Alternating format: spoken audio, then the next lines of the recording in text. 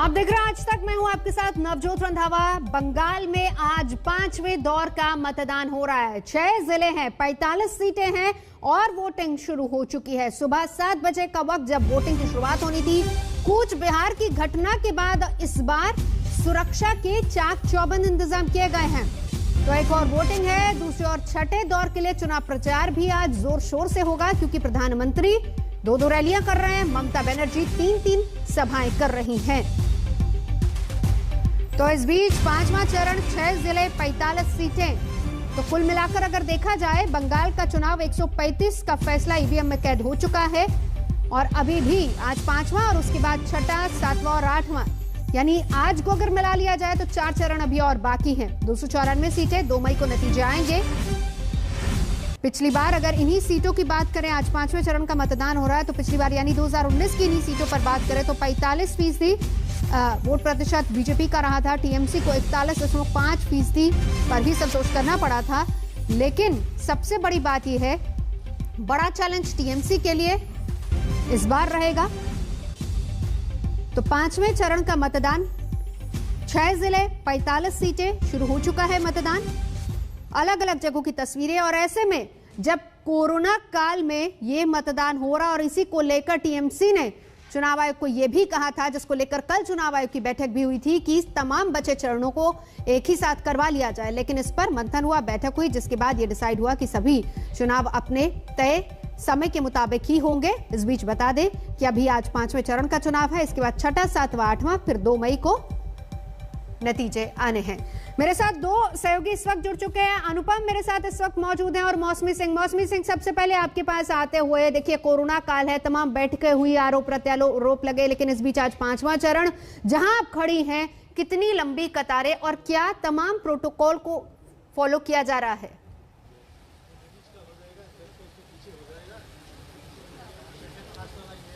नमस्कार नवजोत, मैं मौसमी सिंह। हुजूर हरू कस्तो हुनु हुंश। हम दार्जिलिंग में हैं और दार्जिलिंग में जो पहाड़ी इलाका है वहाँ आज चुनाव है। ये कहा जा रहा है कि जहाँ चुनाव हो रहे हैं वहाँ तो कोरोना दिख ही नहीं रहा और सब जो नेता हैं वो कोरोना को भूल के अपने सियासी वोट बटोरने में लगे हैं। दार्जिलिंग में भी लगातार धड़ाधड़ एक के बाद एक रैलियां हुई। राहुल गांधी भी आए। पूरे ज़िले में अगर आप देखिए तो अमित शाह, योगी आदित्यनाथ, ममता बनर्जी सिलीगुड़ी आई थी। तो लगातार सभी पार्टियां अपना जोर झोंके हुए हैं। और दार्जिलिंग शहर की बात करें, जहां हम खड़े हैं नवजोत, ये बीटी कॉलेज है जहां पोलिंग अभी शुरू हुई है। इधर देखिए, आप कोरोना की बात कर रही थी, तो क्या तैयारी से यहाँ पे जो कर्मचारी हैं वो मौजूद हैं। पीपीई किट भी यहाँ पे रखा हुआ है। ग्लव्स दिखाइए मैम, क्या क्या सामान है, सामग्री है। पीपीई किट है, ग्लव्स है, टेम्परेचर है और सैनिटाइजर है, ना, और मास्क है। हाँ, मास्क भी है। तो देखिए नवजोत, आपको बताऊं मैं कि मैंने इन पहाड़ी इलाकों में देखा कि किस तरह से पोलिंग कर्मचारी पूरा पीपीई किट लेके, पूरा बायो हजार्ड का डस्टबिन लेके और सारी सामग्री लेके इन पहाड़ों में दूर दराज के इलाकों में पैदल चलते हैं। बेहद जटिल और संघर्षपूर्ण होता है पहाड़ों का जीवन। और जहां पोलिंग ऑफिशियल्स और पोलिंग कर्मचारियों में वो एंथुजियाज्म दिखा, वोटर्स में भी एंथुजियाज्म यहाँ पे नजर आ रहा है। और यहाँ पे तमाम दिग्गज नेता भी आएंगे, उनकी भी प्रतिक्रिया हम देंगे। पर लगातार पहाड़ों की रानी दार्जिलिंग में इस बारी बेहद अलग चुनाव हो रहा है, क्योंकि बीजेपी भी अपनी ताकत झोंके हुए है और ममता भी लगातार जो दो धड़ हो गए गोजा मोमो के, उन दोनों को सपोर्ट कर रही है। तो एक असमंजस की स्थिति जरूर देखने में मिली है वोटर्स में। बिल्कुल, सीधा चलेंगे। अनुपम मेरे सहयोगी इस वक्त हमारे साथ मौजूद है, साथ ही साथ हिमांशु मिश्रा भी जुड़ चुके हैं। हिमांशु, आपके पास आती हूँ, लेकिन पहले अनुपम तस्वीरें भी दिखाइए कि अभी फिलहाल कितनी तादाद में पहुंच रहे हैं लोग अपने मताधिकार का इस्तेमाल करने के लिए। और दूसरी बड़ी बात, देखिए पिछले चरण में जो कूच बिहार की घटना हुई थी उसके बाद सख्ती बहुत ज्यादा की गई है। क्या ग्राउंड पर वो चीजें नजर आ रही? 200 मीटर के दायरे में धारा 144, क्या सुबह सुबह ये चीजें नजर आ रही है? और इस बीच कोरोना प्रोटोकॉल, अनुपम। जी नवजोत, बिल्कुल मैं इस वक्त सिलीगुड़ी के नेताजी हाई स्कूल में हूं और मैं अपने पीछे जो तस्वीर आपको दिखाऊंगा वो देख के आपको समझ में आ जाएगा कि सुबह सुबह ही लोग अपना वोट डालने के लिए बूथ में आ गए हैं। ये बड़ा स्कूल है, काफ़ी लंबी लंबी कतारें हमें देखने को मिल रही हैं, महिलाओं की अलग कतारें, पुरुषों की अलग कतारें। लगभग 6 बूथ यहाँ पर हैं, जहाँ पर हर बूथ में ही कम से कम 150 से 200 लोगों की कतार फिलहाल हमें देखने को मिल रही है। और अगर सुरक्षा की हम बात करें तो इस बार जो सुरक्षा व्यवस्था है कूच बिहार की घटना के बाद थोड़ी ज़्यादा हमें आंखों में दिखाई दे रही है, आंखों से दिखाई दे रही है।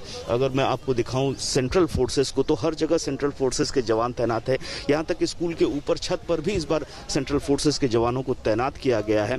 और ख़ास तौर पर सबसे बड़ी बात जो है, कोरोना के मद्देनज़र जो इंतज़ाम किए गए हैं वो तो हैं ही, इसके अलावा लोगों में भी हम देख रहे हैं काफ़ी जागरूकता आई है। सोशल डिस्टेंसिंग का पालन कुछ हद तक कर रहे हैं, लेकिन मास्क लोग ज़रूर पहन कर आ रहे हैं। और ये तब है जब 22 लोगों की मौत हुई है पिछले 24 घंटे में, और 6700 से ज़्यादा मामले पश्चिम बंगाल में पिछले 24 घंटों में आए हैं। और ये आलम तब है जब जो टेस्टिंग है वो बहुत ज़्यादा नहीं हो रही है, 42,000 के आसपास टेस्ट हो रहे हैं, और जो प्रतिशत है धीरे धीरे वो लगातार बढ़ रहा है। ऐसे में जो सियासी राजनीति है वो फिलहाल कोरोना पर टिकी हुई है। ममता बनर्जी चाह रही हैं तीनों को, जो बाकी के चरण उनको एक साथ किया जाए। चुनाव आयोग ने साफ कर दिया ऐसा नहीं होगा। बीजेपी ने इसके पक्ष में दलील दी है कि ये उनके अधिकारों का हनन होगा अगर एक साथ क्लब कर दिया जाए। और इस बीच जो कूच बिहार की घटना हुई है उस पर भी राजनीति हुई है। तो इन सबको मिलाकर अगर हम देखें तो 45 सीटों में ममता बनर्जी के लिए बेहद महत्वपूर्ण है, क्योंकि इन 45 सीटों पे अगर ममता बनर्जी कुछ अच्छा रिजल्ट कर पाती हैं तो उनके लिए अच्छा होगा। क्योंकि पिछले 2019 का अगर हम रिजल्ट देखें तो इन 45 सीटों में बीजेपी का रिजल्ट बहुत अच्छा था। खासतौर पर सिलीगुड़ी जो उत्तर बंगाल है, उत्तर बंगाल में बीजेपी का दबदबा था। बिल्कुल। हिमांशु मिश्रा, आप लगातार पूरा चुनाव प्रचार कवर भी कर रहे हैं। हमने देखा था कि आप किस तरीके से अमित शाह के साथ भी उनकी रैली को कवर करने के लिए पहुंचे थे। काफी कॉन्फिडेंट अमित शाह भी नजर आ रहे थे और बार बार वो ये बात कह रहे हैं कि पूर्ण बहुमत के साथ 200 प्लस का टारगेट। ये कॉन्फिडेंस क्या ग्राउंड पर नजर आता है वहां पर? और साथ ही साथ तस्वीरें भी दिखाइए क्योंकि मतदान शुरू हो चुका है वहां।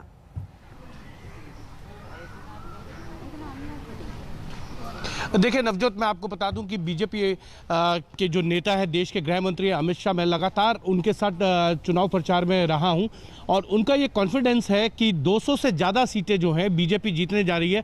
मैं अपने कैमरामैन से कहूँगा कि वो दिखाएं यहाँ पर किस तरीके से जो है महिलाएं आई हैं, सोशल डिस्टेंसिंग का पालन कर रहे हैं, पुरुषों की अलग लाइन है।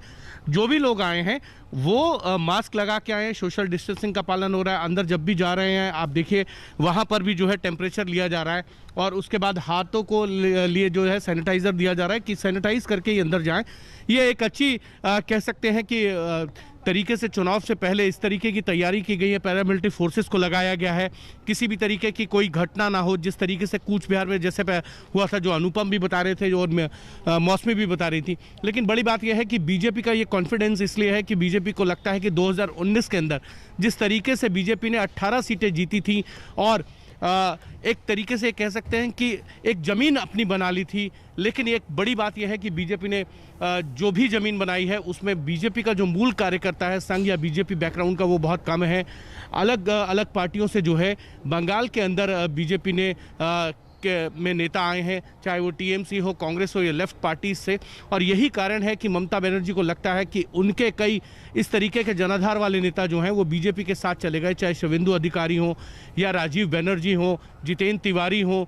इस तरीके के बहुत से नेता जो है 2018 से जो है उनको छोड़ना शुरू कर दिया था और अब ममता बनर्जी को लगने लगता है कि बीजेपी कहीं ना कहीं जो है स्ट्रांग है और इसी का फायदा जो है अमित शाह भी उठाना चाहते हैं और पूरी बीजेपी कि किसी तरीके से जो है एक मॉरल तरीके का प्रेशर जो है वो बनाया जाए। हिमांशु, हम लौटेंगे आपके पास, लेकिन इस बीच मौसमी सिंह, मैं आपके पास आऊंगी। तस्वीरें भी लगातार दिखाइए, क्या कुछ वहां पर अभी चल रहा है?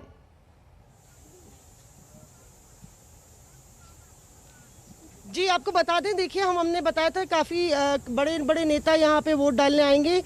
मान सिंह यहाँ पे खड़े हुए हैं। लगातार कोविड प्रोटोकॉल के तहत यहाँ ये जो गोले बनाए गए हैं उसके तहत वो भी लाइन में खड़े हुए हैं। और गोरखा नेशनल लिबरेशन फ्रंट के नेता हैं, उनसे पूछते हैं वोटर्स निकलेंगे आज मान साहब वोट डालने के लिए?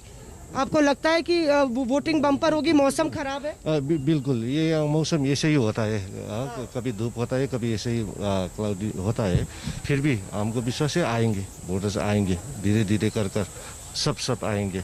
परसेंटेज भी ज़्यादा ही होगा इस बार। मान साहब, ऐसा क्यों होता है कि जहाँ पे चुनाव होता है वहाँ कोरोना नहीं दिखता है, प्रोटोकॉल्स नहीं फॉलो होते हैं, लगातार उसको लेके भी लगातार चर्चा चल रही है? हाँ, बिल्कुल बिल्कुल। ये अब जो गवर्नमेंट है, इलेक्शन कमीशन जो भी है, जो इसको ध्यान में रखना चाहिए, क्योंकि अभी भी जो सेकंड फेज का जो बात हो रहा है, ये कोविड का जो भी आ रहा है, आपने जो रैलियां की उसमें कोविड प्रोटोकॉल फॉलो हुआ? मेरे रैलीज में ये बिल्कुल मौसमी। डिफिकल्ट था वो मेंटेन अनुपम करने के लगातार लिए। मेरे साथ मौजूद हैं, मौसमी सिंह लगातार दार्जिलिंग से हमारे साथ, और हिमांशु मिश्रा। आप नजर लगातार बनाए रखिए, हम आपके पास लौटेंगे। फिलहाल यहाँ रुकेंगे एक ब्रेक के लिए, देखते रहिए आज तक। नमस्कार, मैं हूं अंजना ओम कश्यप। हमें उम्मीद है ये वीडियो आपको पसंद आया होगा। लेटेस्ट खबरों के लिए यूं ही देखते रहिए आज तक, और इस वीडियो के पसंद आने पर लाइक, शेयर एंड सब्सक्राइब करना ना भूलें।